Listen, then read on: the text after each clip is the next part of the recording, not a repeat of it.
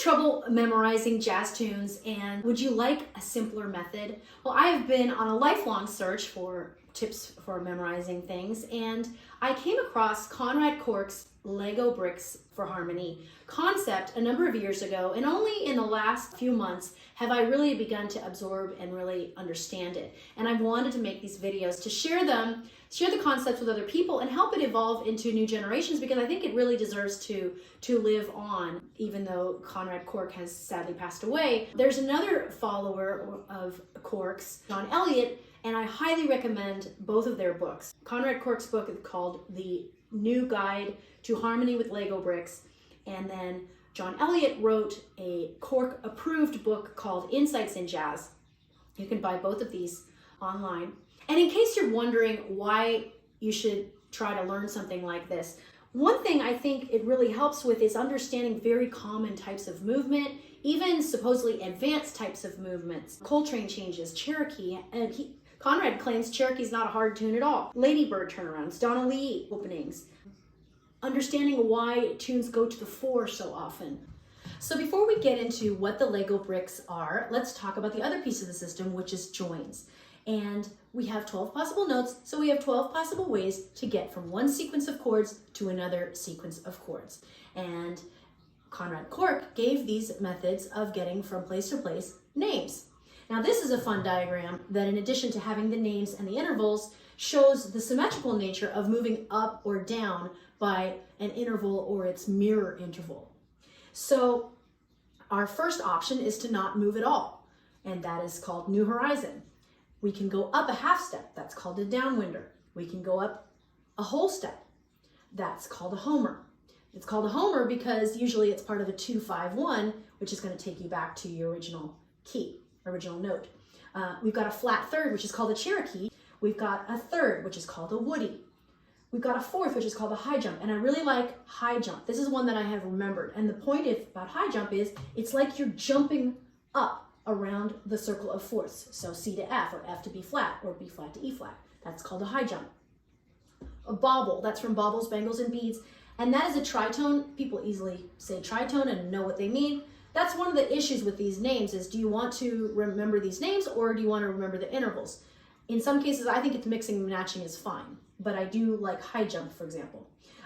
Bootstrap is another one that I like because that talks about reaching back, like pulling yourself up by your bootstraps, reaching back around the circle of fifths, let's say from C to G, or G to D, or D to A. That's a bootstrap. A Stella is a flat 6, a backslider is a 6, a flat 7 is a half Nelson, a 7 is a sidewinder, and now we are back to New Horizon, which is staying in the same place, not moving at all. So now that we understand that, the symmetrical nature of these shows that, for example, the Cherokee and the downwinder, you're going to visit the same number of places around the circle of fifths using these intervals. Using a third, we're going to go around 6 times. Using a high jump, we're going to go around 4 times.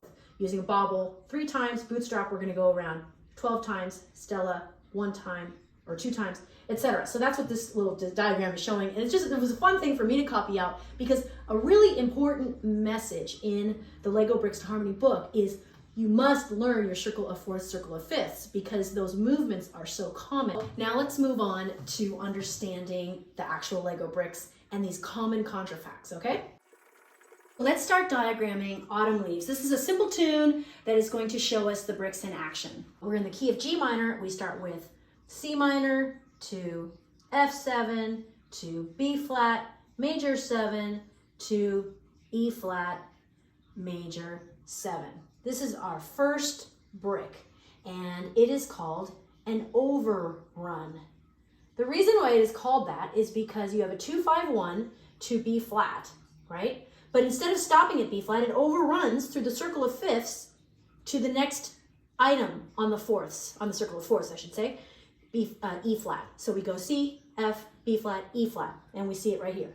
That's our first section. Then we have a sidewinder join, and we have another cadence. This is called a sad cadence, or a minor 2-5-1. We have A half diminished, D7, G minor, and then we have G7. He calls this guy a launcher. Why? Because it's going to take us back to C minor. So this one right here is called a sad cadence. Sad cadence. Okay, we have another A section, and it's almost identical except for one change. So we have our overrun, which means we go 2-5-1 to B flat, and then we overrun the circle of fourths over to E flat. Now we do our sidewinder, which is a half step down, and we go to A half diminished. And this is a little confusing, but it's a half step down from B flat. So I'm not really sure why they defined it that way. Okay, we go there, D7, G minor, and here we stay on G minor. We're staying on G minor because that's where we're going to be on the bridge. And one of the key things that most people learn about Autumn Leaves is that this 4-bar section and this 4-bar section switch in the bridge. So here's our B section. And sure enough, we start with A half diminished, then we do D7, then we do G minor. So this is a minor 2-5-1 or a sad cadence. We stay on G minor 7, and then we go a high jump. That's our join to C minor, F7, B flat, major 7, and E flat, major 7. And then we do another sidewinder, half step down from the B flat major 7, and now we're on our C section. Okay, so let's just review here a little bit. We have a high jump, meaning that we jump forward. So we jump from G minor to C. So we jump forward a fourth. And here we are in this section, which is the overrun, right? From here, we go into our C section. And here we'll get a couple new bricks. We have a launcher, which is just a minor 2-5. So A half diminished to D7. And here we have something called a rainy approach. And this is from the tune, Here's That Rainy Day. G minor to F sharp diminished. I'm sorry, that's in one bar. And then the next bar is going to be F minor to B flat 7. So this is the rainy approach.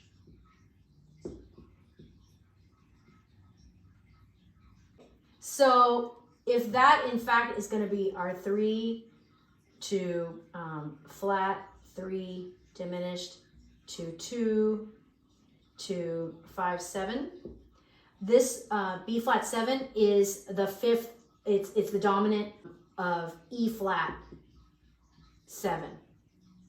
Okay, so that's, I was trying to figure out, well, how is this the minor third? Well, it's the minor third of E flat. It's the 3 minor of E flat. 3 minor, flat 3, diminished, 2 minor, dominant 7. The point of all of this is that you're going to notice these movements everywhere throughout songs. So even if this sounds confusing and I'm still learning it myself, you're going to start to notice this. Okay, then we have E flat 7 to D7 to G minor. And this is another brick. This one is called a Nowhere Cadence. It commonly occurs in minor tunes like Beautiful Love. And what it is, it's a flat 6, a 5 to a 1. And so E flat 7 is the flat 6 of G minor, which is our key. D7 is the 5, and G minor is our 1. Then we have a launcher. That's a launcher. And a launcher is just a 5 chord that takes us back somewhere. And in this case, it's taking us back to C minor. The idea is this just starts to break down tunes in these usable segments, and you're going to start to see them everywhere. And now you have terms for them instead of just the functional analysis, which seems to be the prevailing method now, is to use functional analysis. Although informally, when you're on the bandstand, people will say things like, oh, it's the blues, or oh, it's the opening to Girl from Ipanema. John really helps in his book condense and explain Conrad Cork's method and also give you a nice prescription for how to learn the process. And one of the things he points out is 13 tunes that you can start learning. And so he definitely advises doing what I'm kind of doing here, which is go learn it piece by piece with your favorite tunes, see if it helps you, and build on it that way. Let me know what you think, and please, if you want, encourage me so that I can get this done. So if nothing else, I will learn the system really fully, because it's really, I think, something that I'm really starting to get, and it's really helping me understand and play, as Peter Martin says, in the key of music. Thanks for watching. Please comment and subscribe.